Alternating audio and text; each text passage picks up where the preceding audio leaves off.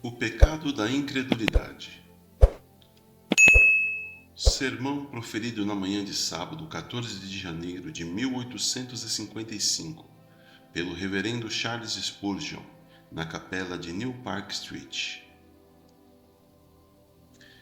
E aquele senhor respondeu ao homem de Deus e disse: Agora, eis que ainda que o Senhor fizesse janelas no céu, poderia tal coisa acontecer? E ele disse: Eis que o verás com os teus olhos, porém não comerás disso. 2 Reis 7,19. Um homem sábio pode libertar uma cidade inteira. Um homem bom pode ser o meio de segurança para 1000 outros. Os santos são o sal da terra, o meio de preservação dos ímpios. Sem os piedosos como conservantes, a raça seria completamente destruída. Na cidade de Samaria havia um homem justo, Eliseu, o servo do Senhor. A piedade estava completamente extinta na corte. O rei era um pecador da mais negra tintura. Sua iniquidade era gritante e infame. Jeorão andou nos caminhos de seu pai Acabe e fez para si deuses falsos. O povo de Samaria havia caído como seu monarca. Eles se desviaram de Jeová. Eles abandonaram o Deus de Israel. Eles não se lembraram do lema de Jacó: O Senhor teu Deus é o único Deus. E em idolatria perversa, eles se curvaram diante dos ídolos pagãos e, portanto, o Senhor dos Exércitos permitiu que seus inimigos os oprimissem até que a maldição de Ebal se cumprisse nas ruas de Samaria. Pois a mulher terna e delicada que não ousaria pôr a planta do seu pé no chão por delicadeza, tinha mal olhado para os seus próprios filhos e devorava sua prole por causa de uma fome feroz. Deuteronômio 28, 56 a 58. Nesta terrível extremidade, o único homem santo foi o meio de salvação. O único grão de sal preservou a cidade inteira. O único guerreiro de Deus foi o meio de libertação de toda a multidão sitiada. Por amor a Eliseu, o Senhor enviou a promessa de que no dia seguinte, comida que não poderia ser obtida a preço algum, seria obtido pela menor taxa possível, bem nos portões de Samaria. Podemos imaginar a alegria da multidão quando o vidente proferiu pela primeira vez esta predição. Eles sabiam que ele era um profeta do Senhor. Ele tinha credenciais divinas.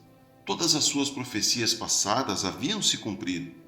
Eles sabiam que ele era um homem enviado por Deus e que estava proferindo a mensagem de Jeová. Certamente, os olhos do monarca brilhariam de alegria e a multidão emanciada pularia de alegria com as perspectivas de uma libertação tão rápida da fome. Amanhã, gritariam eles, amanhã nossa fome acabará e fartaremos o banquete. No entanto, o Senhor em quem o rei se apoiava expressou sua descrença. Não ouvimos de qualquer pessoa comum. Os plebeus tenha feito isso, mas um aristocrata o fez. É estranho que Deus raramente tenha escolhido os grandes homens deste mundo. Lugares altos e fé em Cristo raramente combinam bem. Este grande homem disse impossível, e com um insulto ao profeta ele acrescentou: se o Senhor fizesse janelas no céu, poderia tal coisa acontecer. Seu pecado estava no fato de que, após repetidos selos do ministério de Eliseu, ele ainda não acreditava nas garantias proferidas pelo profeta em nome de Deus. Ele tinha, sem dúvida, visto a maravilhosa derrota de Moabe. Ele tinha ficado surpreso com as notícias da ressurreição do filho da sunamita.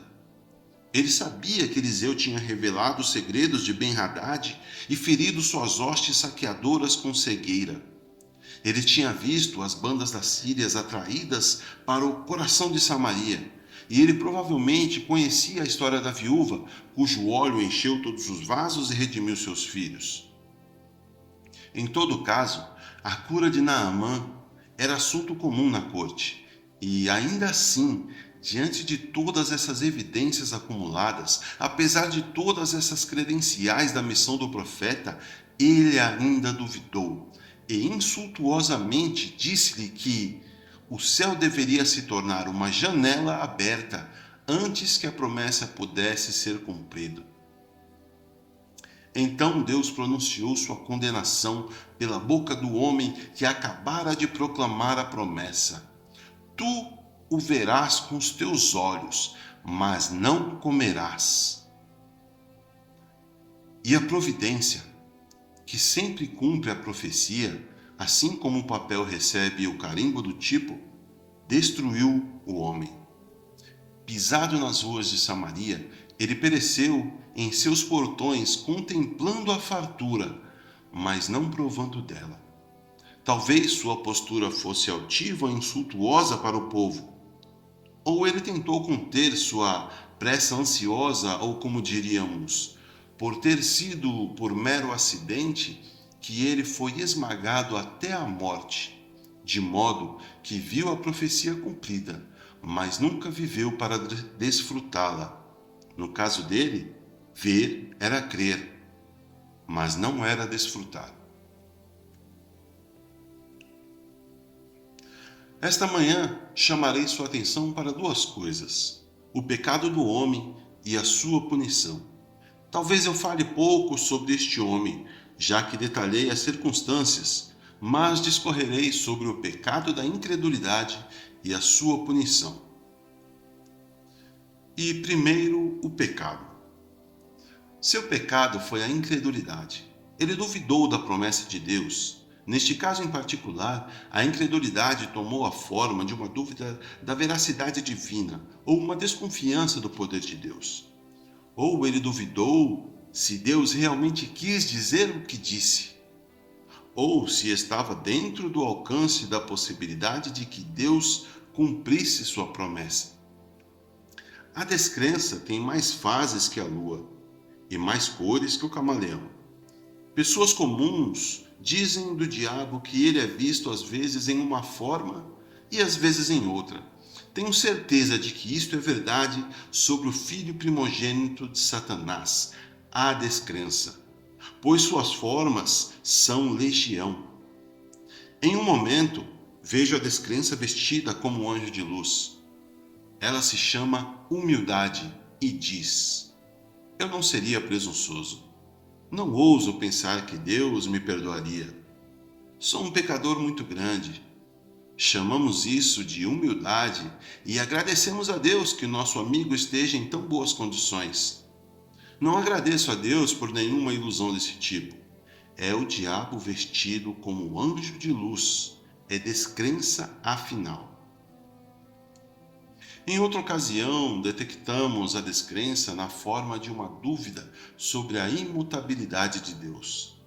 O Senhor me amou, mas talvez Ele me rejeite amanhã. Ele me ajudou ontem, e sob as sombras de suas asas eu confio, mas talvez eu não receba ajuda na próxima aflição. Ele pode ter me rejeitado, ele pode estar desatento à sua aliança e esquecer de ser gracioso. Às vezes essa infidelidade é incorporada em uma dúvida do poder de Deus. Vemos todos os dias novos apuros. Estamos envolvidos em uma rede de dificuldades e pensamos: certamente o Senhor não nos pode livrar.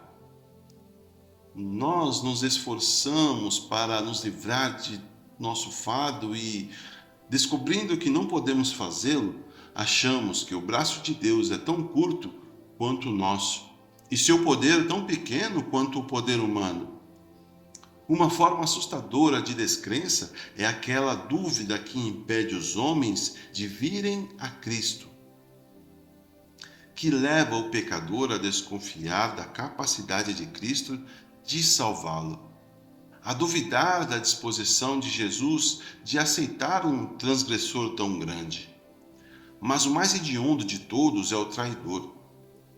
Em suas verdadeiras cores, blasfemando contra Deus e negando loucamente sua existência, infidelidade, deísmo e ateísmo são os frutos maduros desta árvore perniciosa. Eles são as erupções mais terríveis do vulcão da descrença. A descrença atingiu a estatura plena quando, abandonando a máscara e deixando de lado o disfarce, ela profanamente persegue a terra, proferindo o grito rebelde: não há Deus, esforçando-se em vão para abalar o trono da divindade, levantando seu braço contra Jeová e em sua arrogância iria. Arrebate de sua mão a balança e a vara, rejulgue sua justiça, seja o Deus de Deus. Então, verdadeiramente, a descrença atingiu sua plena perfeição, e então você vê o que ela realmente é, pois a menor descrença é da mesma natureza que a maior. Estou surpreso e tenho certeza que você ficará quando eu lhe disser que há algumas pessoas estranhas no mundo que não acreditam que a descrença é um pecado. Pessoas estranhas devo chamá-las, porque elas são sólidas em sua fé. Em todos os outros aspectos, apenas para tornar os artigos de seu credo consistentes como eles imaginam. Eles negam que a descrença seja pecaminosa. Lembro-me de um jovem entrando em um círculo de amigos e ministros que estavam discutindo se era pecado nos homens não crerem no Evangelho. Enquanto discutiam, ele disse: Senhores, estou na presença de cristãos? Vocês são crentes na Bíblia ou não? Eles disseram: Somos cristãos, é claro. Então ele disse: A Escritura não diz do pecado, porque não creram em mim? E não é o pecado condenatório dos pecadores que eles não creem em Cristo?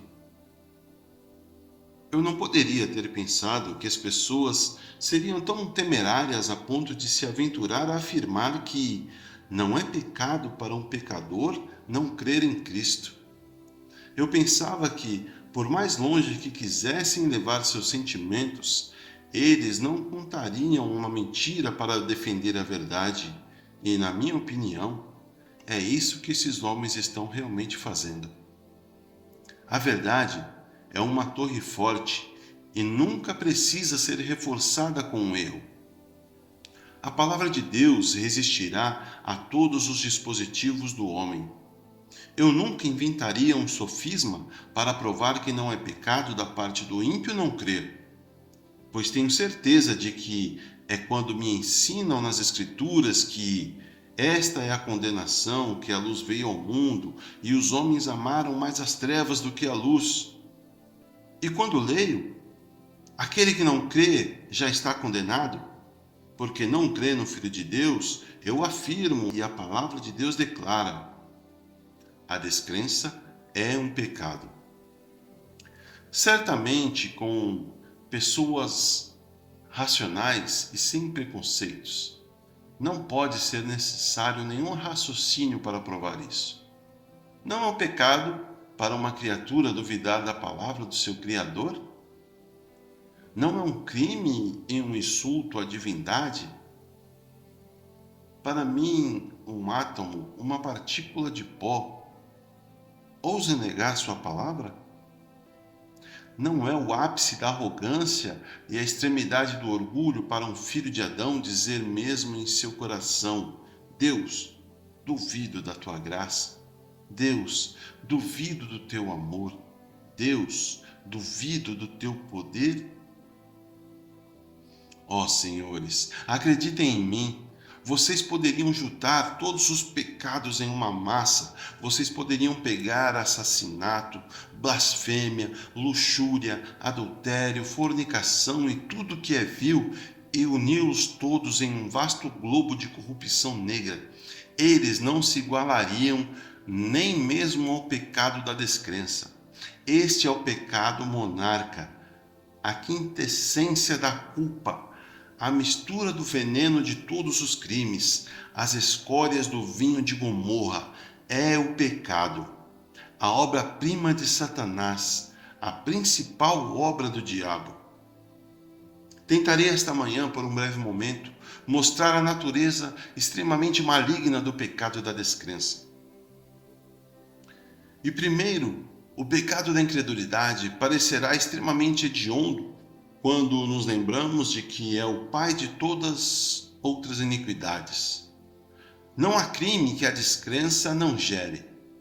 Penso que a queda do homem se deve muito a isso. Foi nesse ponto que o diabo tentou Eva. Ele disse a ela: sim, Deus disse que não comereis de todas as árvores do jardim? Ele sussurrou e insinuou uma dúvida. Sim, Deus disse isso? Tanto quanto dizer: você tem certeza de que ele disse isso? Foi por meio da descrença, aquela parte fina da cunha, que o outro pecado entrou. A curiosidade e o resto se seguiram. Ela tocou o fruto e a destruição veio a este mundo. Desde então, a descrença tem sido a prolífica mãe de toda a culpa. Um descrente é capaz do crime mais vil que já foi cometido. Incredulidade, senhores. Por que endureceu o coração do faraó? Deu licença à língua de blasfemar contra Rabsaque. Sim, tornou-se um deicídio e assassinou Jesus. Incredulidade. Afiou a faca do suicídio. Misturou muitas taças de veneno, levou milhares ao cabresto e muitos a uma sepultura vergonhosa. Que se assassinaram e correram com mãos ensanguentadas diante do tribunal de seu Criador, por causa da incredulidade. Dê-me um descrente. Deixe-me saber que ele duvida da palavra de Deus. Deixe-me saber que ele desconfia de sua promessa e de suas ameaças, e com isso como premissa, concluirei que o homem aos poucos, a menos que haja um poder restritivo incrível exercido sobre ele, será culpado dos crimes mais imundos e obscuros. Ah, este é um pecado de Belzebu. Como Belzebu, ele é o líder de todos os espíritos malignos. Disse de Jeroboão que ele pecou e fez Israel pecar. E pode-se dizer na descrença que ela não só peca a si mesma, mas faz outros pecarem. É o ovo de todo crime, a semente de toda ofensa. Na verdade, tudo que é mau e vil está expresso nesta única palavra: descrença. E deixe-me dizer aqui que a descrença no cristão é da mesma natureza que a descrença no pecador.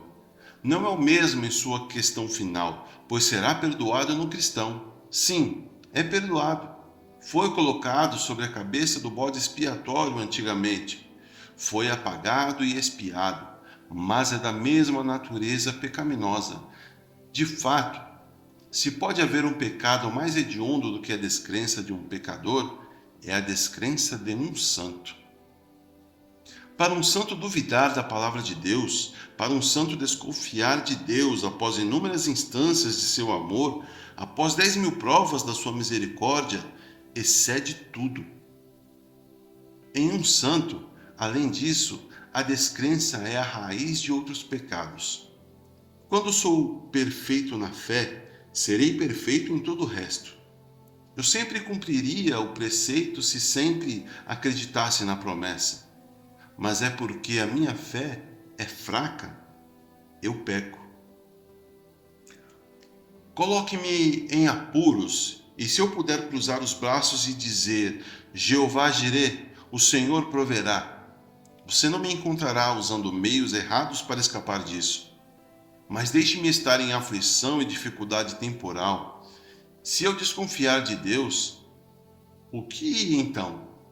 Talvez eu roube, ou faça um ato desonesto para escapar das mãos dos meus credores. Ou se for impedido de tal transgressão, posso mergulhar no excesso para afogar as minhas ansiedades. Uma vez tirada a fé, as rédeas são quebradas. E quem pode montar um corcel indomável sem rédeas ou freios? Como a carruagem do sol, com Faentonte como seu condutor, assim seríamos nós sem a fé. A descrença é a mãe do vício, é a mãe do pecado e, portanto, eu digo que é um mal pestilento, um pecado mestre.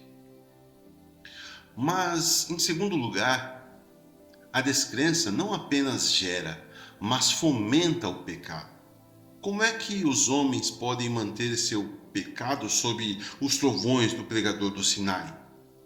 Como é que quando Boanerges está no púlpito e pela graça de Deus clama em voz alta: maldito todo homem que não guarda todos os mandamentos da lei?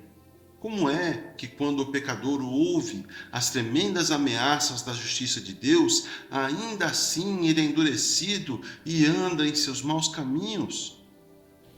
Eu lhe direi que é porque a descrença nessa ameaça impede que ela tenha qualquer efeito sobre ele. Quando nossos sapadores e mineradores vão trabalhar em Sebastopol, eles não poderiam trabalhar em frente aos muros se não tivessem algo para se proteger dos tiros.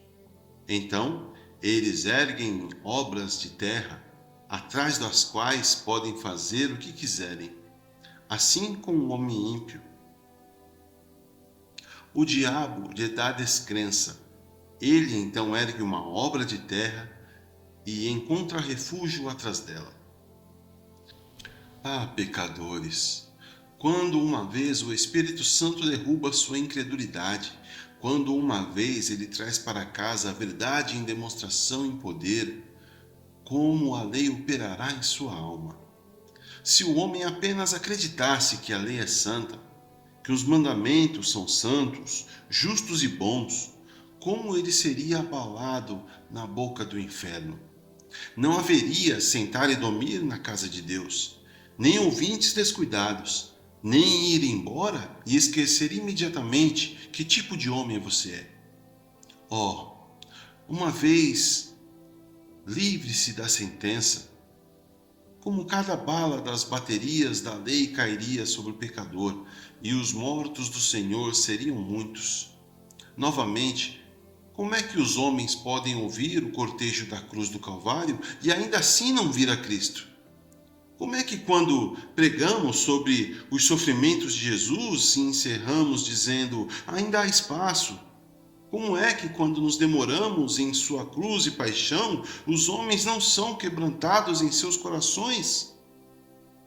É dito: a lei e os terrores apenas endurecem enquanto trabalham sozinhos, mas um sentimento de perdão comprado com sangue dissolverá um coração de pedra. Acho que a história do Calvário é o suficiente para quebrar uma pedra. Pedras se partiram quando viram Jesus morrer. Acho que a tragédia do Gólgota é suficiente para fazer uma pedra jorrar lágrimas e fazer o mais endurecido miserável chorar seus olhos em gotas de amor penitencial. Mas ainda assim, nós a contamos a vocês e repetimos isso com frequência. Mas quem chora por isso? Quem se importa com isso? Senhores, vocês se sentam tão despreocupados como se isso não significasse nada para vocês. Oh, contemplem e vejam todos vocês que passam. Não é nada para vocês que Jesus morra? Vocês parecem dizer, não é nada, qual é a razão? Por que a incredulidade entre vocês e a cruz? Se houvesse não aquele véu grosso entre você e os olhos do Salvador, seus olhares de amor derreteriam você. Mas a descrença é o pecado que impede o poder do Evangelho de operar no pecador, e não é até que o Espírito Santo destrua essa descrença. Não é até que o Espírito Santo rasgue essa infidelidade e a derrube completamente, para que podemos encontrar o pecador vindo para colocar sua confiança em Jesus. Mas há um terceiro ponto. A descrença incapacita o homem para a realização de qualquer boa obra. Tudo o que não é de fé é pecado. É uma grande verdade em mais de um sentido. Sem fé, é impossível agradar a Deus. Você nunca me ouvirá dizer uma palavra contra a moralidade. Você nunca me ouvirá dizer que a honestidade não é uma coisa boa, ou que a sobriedade não é uma coisa boa. Pelo contrário, eu diria que são coisas louváveis. Mas eu lhe direi o que direi depois. Eu lhe direi que elas são exatamente como os búzios do Hindustão. Elas podem ser correntes entre os indianos, mas não serão na Inglaterra. Essas virtudes podem ser correntes aqui embaixo, mas não em cima. Se você não tiver algo melhor do que sua própria bondade, você nunca chegará ao céu. Algumas das tribos indígenas usam pequenas tiras de pano em vez de dinheiro, e eu não encontraria defeitos nelas se vivesse lá. Mas quando eu for para a Inglaterra, tiras de pano não serão suficientes. Então, honestidade, sobriedade e coisas assim podem ser muito boas entre os homens. E quanto mais você tiver delas, melhor. Eu o exorto: quaisquer coisas que sejam amáveis e puras e de boa fama, tenham-nas, mas elas não servirão lá em cima. Todas essas coisas juntas, sem fé, não agradam a Deus. Virtudes sem fé são pecados caiados. Obediência sem fé, se possível, é uma desobediência dourada. Não acreditar anula tudo. É a mosca na sopa, é o veneno na panela. Sem fé, todas as virtudes da impureza, toda a benevolência da filantropia, toda a gentileza da simpatia altruísta, todos os talentos do gênio, com toda a bravura do patriotismo e com toda a decisão de princípio, sem fé é impossível agradar a Deus. Vocês não percebem então quão ruim é a descrença? Porque ela impede os homens de realizar coisas boas. Sim, mesmo nós próprios cristãos, a descrença os desabilita. Deixe-me contar uma história da vida de Cristo. Um certo homem tinha um filho aflito, possuído por um espírito maligno. Jesus estava no Monte Tabor, transfigurado.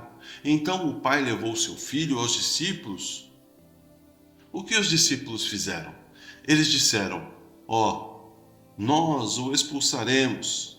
Eles colocaram as mãos sobre ele e tentaram fazê-lo.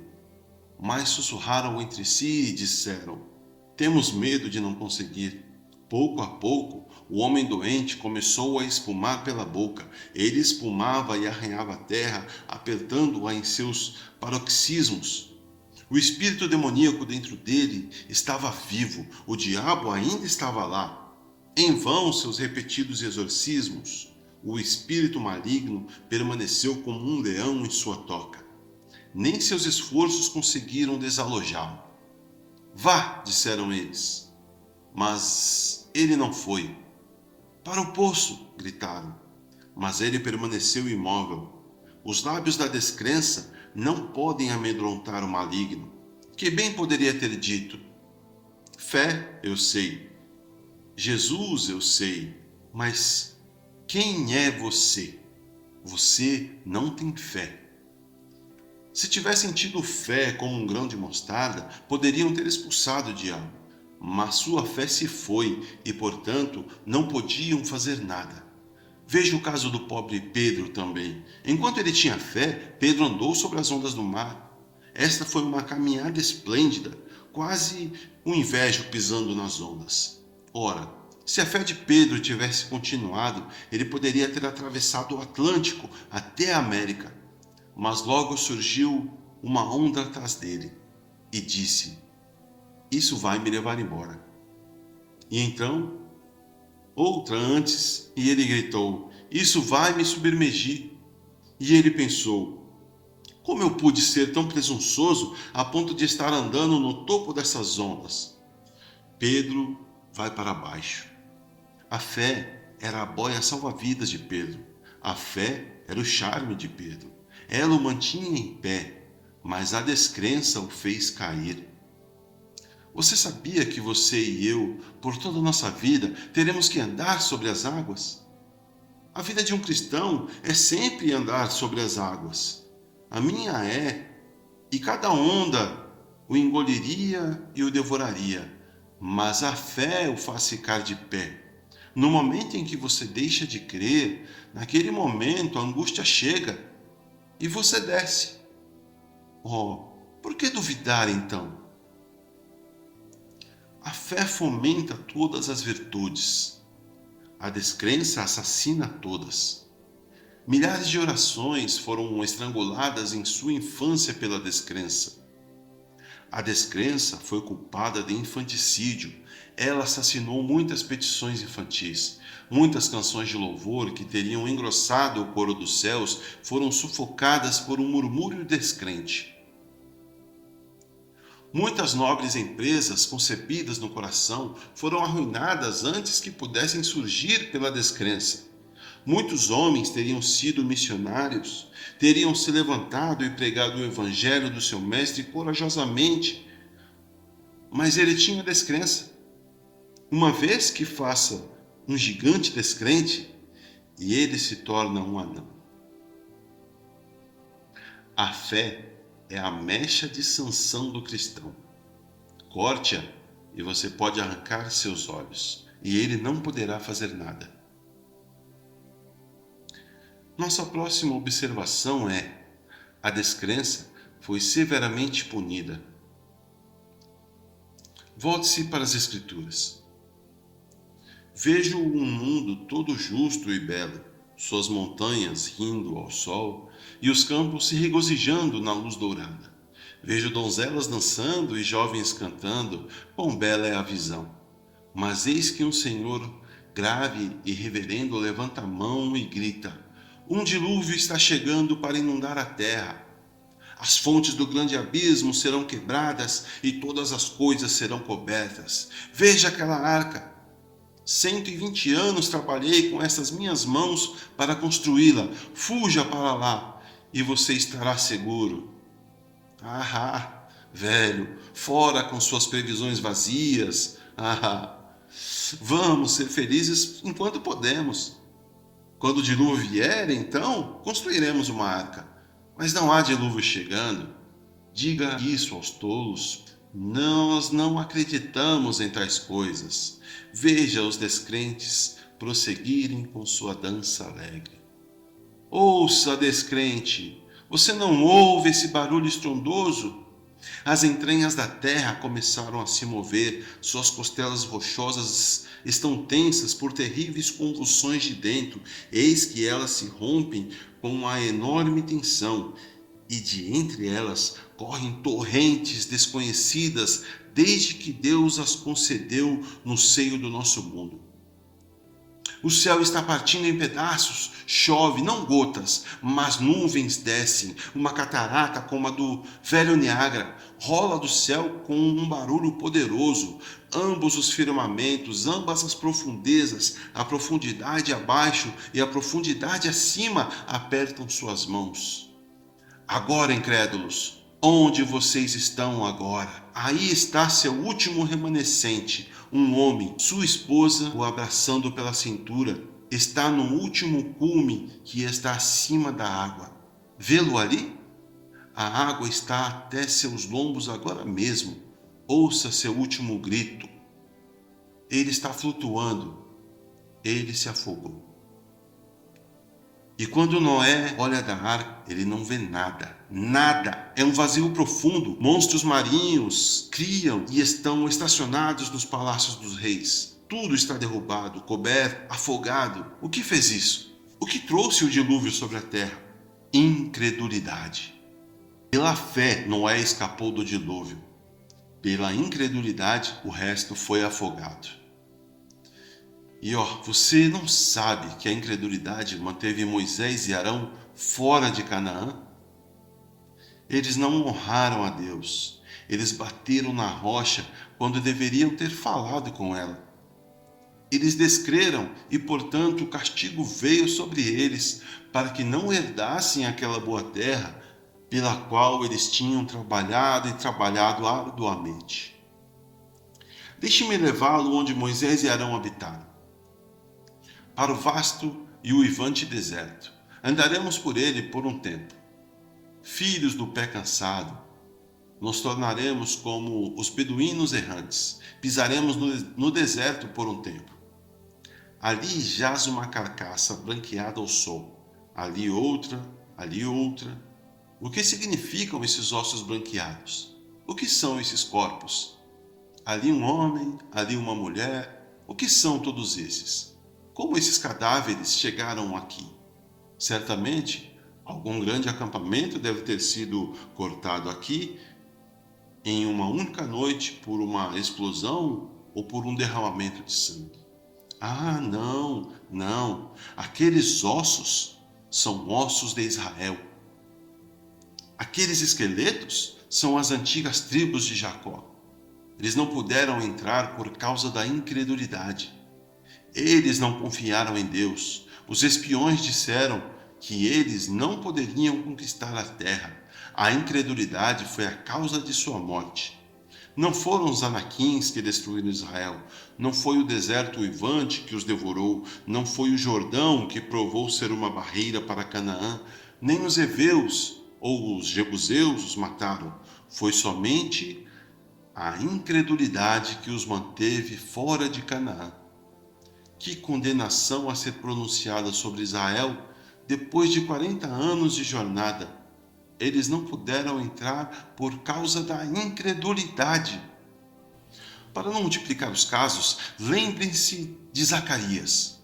Ele duvidou e o anjo o deixou mudo.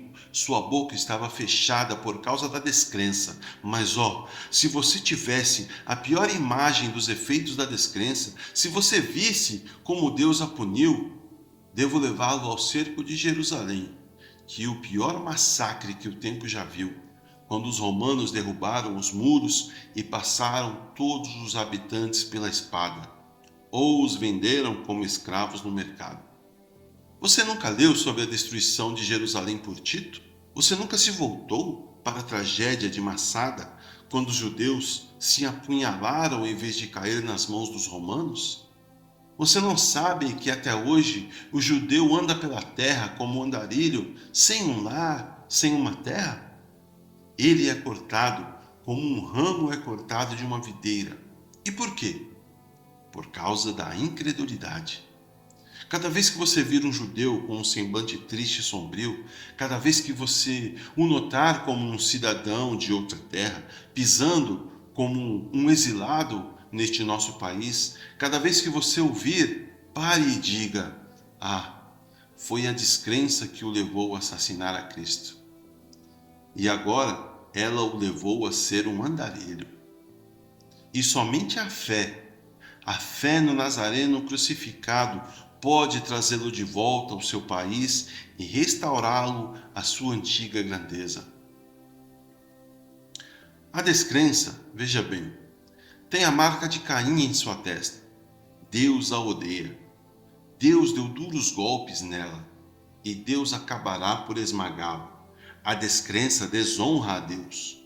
Todo outro crime toca o território de Deus, mas a descrença mira um golpe em sua divindade, impugna a sua veracidade, nega a sua bondade, blasfema seus atributos, difama seu caráter. Portanto, Deus, de todas as coisas, odeia primeiro e principalmente a descrença onde quer que ela esteja. E agora, para encerrar este ponto, pois já me estendi por muito tempo, deixe-me observar que você observará a natureza hedionda da descrença nisto, que é o pecado condenatório. Há um pecado pelo qual Cristo nunca morreu. É o pecado contra o Espírito Santo. Há um outro pecado pelo qual Cristo nunca fez a expiação. Mencione cada crime no calendário do mal, e eu lhe mostrarei pessoas que encontraram perdão para ele. Mas pergunte-me se o homem que morreu na descrença pode ser salvo. E eu respondo que não há expiação para este homem. Há uma expiação feita para a descrença de um cristão, porque ela é temporária, mas a descrença final, a descrença com a qual os homens morrem, nunca foi expiada. Você pode virar este livro inteiro e descobrirá que não há expiação para o homem que morreu na descrença, não há misericórdia para ele. Se ele fosse culpado de todos os outros pecados, ele tivesse apenas crido, ele teria sido perdoado. Mas esta é a exceção condenatória. Ele não tinha fé. Demônios o apoderam. Os demônios do abismo arrastem-no para baixo para a sua condenação. Ele é infiel e descrente, e tais são os inquilinos para quem o inferno foi construído. É a porção deles, a prisão deles. Eles são os principais prisioneiros, os grilhões são marcados com seus nomes, e para sempre eles saberão que aquele que não crer será condenado. Isso nos leva agora a concluir com a punição. Você verá com os seus olhos, mas não comerá disso. Ouçam, incrédulos. Vocês ouviram esta manhã sobre o seu pecado. Agora ouçam a sua condenação. Você verá com os seus olhos, mas não comerá disso. É tão frequente com os próprios santos de Deus. Quando eles são descrentes, eles veem a misericórdia com seus olhos, mas não a comem. Agora, aqui há milho nesta terra do Egito, mas há alguns santos de Deus que vêm aqui no sábado e dizem: não sei se o Senhor estará comigo ou não. Alguns deles dizem: bem, o evangelho é pregado, mas não sei se será bem sucedido. Eles estão sempre duvidando e temendo. Ouça-os quando saem da capela. Bem, você comeu bem esta manhã? Nada para mim. Claro que não. Você podia ver com seus olhos, mas não comia porque não tinha fé. Se tivesse surgido com fé, teria comido um bocado. Encontrei cristãos que se tornaram tão críticos que, se toda a porção de carne que eles devem ter na devida estação não for cortada exatamente em pedaços quadrados e colocados em algum prato de porcelana escolhido, eles não podem comê-la. Então eles devem ficar sem, e terão que ficar sem até que sejam levados aos seus apetites. Eles terão alguma aflição que agirá como quinino sobre eles. Eles serão obrigados a comer por meio de bíteres em suas bocas. Eles serão colocados na prisão por um dia ou dois, até que seu apetite retorne. E então eles ficarão felizes em comer a comida mais comum, do prato mais comum ou prato nenhum. Mas a verdadeira razão pela qual o povo de Deus não se alimenta sob um ministério do Evangelho é porque eles não têm fé. Se você acreditasse, se você ouvisse apenas uma promessa, isso seria o suficiente. Se você ouvisse apenas uma coisa boa do púlpito, aqui estaria alimento para a sua alma. Pois não é a quantidade que ouvimos, mas a quantidade em que cremos que nos faz bem. É aquilo que recebemos em nossos corações com fé verdadeira e viva, que é nosso lucro. Mas deixe-me aplicar isso principalmente aos não convertidos. Eles frequentemente veem grandes obras de Deus feitas com seus olhos, mas não comem delas. Uma multidão de pessoas veio aqui esta manhã para ver com seus olhos, mas duvido que todos eles comam. Os homens não podem comer com os olhos, pois se pudessem, a maioria estaria bem alimentada. E espiritualmente, as pessoas não podem se alimentar simplesmente com seus ouvidos, nem simplesmente olhando para o pregador. E assim, encontramos a maioria de nossas congregações que vem apenas ver. Vamos ouvir o que este tagarela diria. essa cana agitada pelo vento. Mas eles não têm fé. Eles vêm e vêm e vêm e vêm e nunca comem. Há alguém na frente ali que se converte e há alguém lá embaixo que é chamado pela graça soberana. Algum pobre pecador está chorando sob um senso de sua culpa de sangue, outro está clamando por misericórdia a Deus e outro está dizendo: tenha misericórdia de mim, um pecador. Uma grande obra está acontecendo nesta capela, mas alguns de vocês não sabem nada sobre ela. Vocês não têm nenhuma obra acontecendo em seus corações. E por quê? Porque vocês acham que é impossível. Vocês acham que Deus não está trabalhando. E Ele não prometeu trabalhar para vocês que não o honram. A descrença faz vocês se sentarem aqui em tempos de reavivamento e de derramamento da graça de Deus, impassíveis, não chamados, não salvos. Mas, senhores, o pior cumprimento desta condenação está por vir.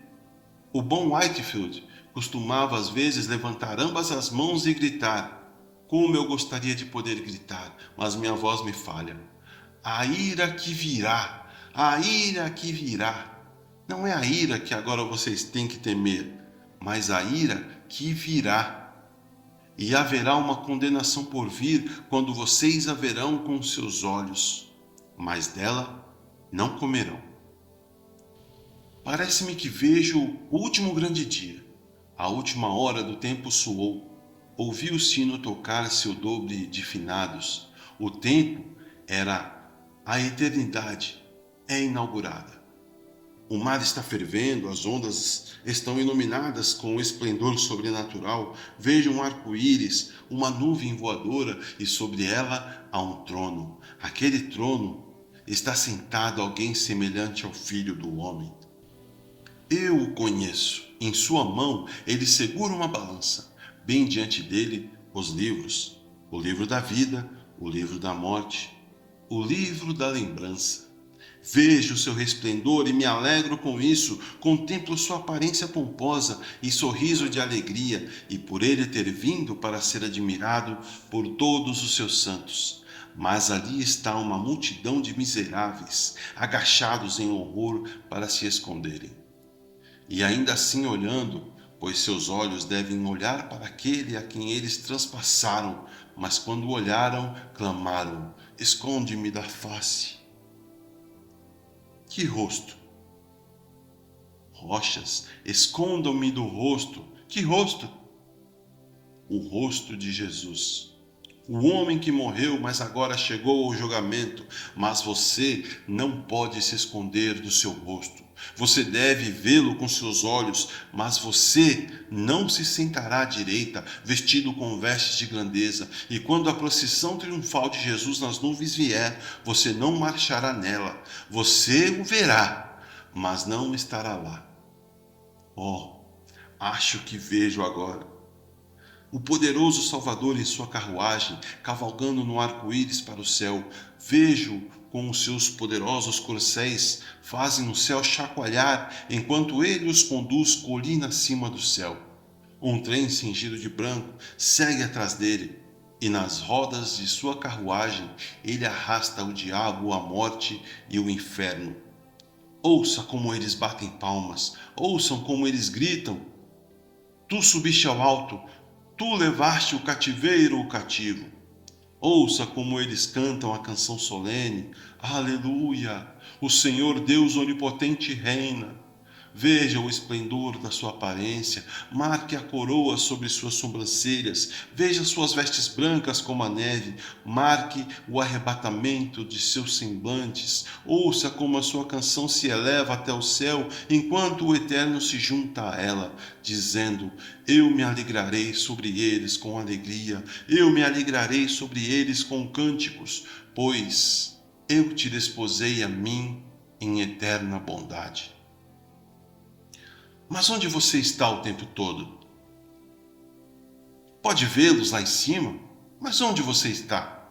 Olhando com seus olhos, mas você não pode comer disso. O banquete de casamento é servido, os bons e velhos vinhos da eternidade são abertos. Eles se sentam para o banquete do rei, mas lá está você, miserável e faminto, e você não pode comer disso. Oh, como você torce suas mãos! Você poderia ter apenas um pedaço da mesa. Vocês podem ser apenas cães debaixo da mesa. Vocês serão um cão no inferno, mas não um cão no céu. Mas para concluir, parece-me que te vejo em algum lugar no inferno, amarrado a uma rocha, o abutre e o remorso roendo seu coração, e lá em cima está Lázaro, no seio de Abraão. Você levanta os olhos e vê quem é. Este é o pobre homem que estava deitado no meu monturo e os cães lambiam suas feridas. Lá está ele no céu, enquanto eu estou jogado para baixo. Lázaro, sim, é Lázaro. E eu, que era rico no mundo do tempo, estou aqui no inferno. Pai Abraão, envie Lázaro para que ele molhe a ponta do dedo na água para refrescar a minha língua. Mas não, não pode ser, não pode ser. E enquanto você estiver deitado aí, se houver uma coisa pior do que outra no inferno, será ver os santos no céu. Oh, pensar em ver minha mãe no céu enquanto eu estou expulso. Oh, pecador, pense apenas em ver o seu irmão no céu, aquele que foi embalado no mesmo berço e brincado sob a mesma árvore de teto, e ainda assim você está expulso. E marido, lá está sua esposa no céu e você está entre os condenados. Veja você, pai, seu filho está diante do trono e você, amaldiçoado por Deus e amaldiçoado pelo homem, está no inferno. Oh, o inferno dos infernos será ver nossos amigos no céu e nós mesmos perdidos. Eu imploro a vocês, meus ouvintes, pela morte de Cristo, por sua agonia e suor sangrento, por sua cruz e paixão, por tudo que é santo, por tudo que é sagrado no céu e na terra, por tudo que é solene no tempo ou na eternidade, por tudo que é horrível no inferno ou glorioso no céu, por aquele pensamento terrível para sempre, eu imploro a vocês. Que coloquem essas coisas no coração e lembre-se de que, se vocês forem condenados, será a descrença que os condenará. Se vocês estiverem perdidos, será porque vocês não creram em Cristo. E se vocês perecerem, esta será a gota mais amarga de fel que vocês não confiaram no Salvador.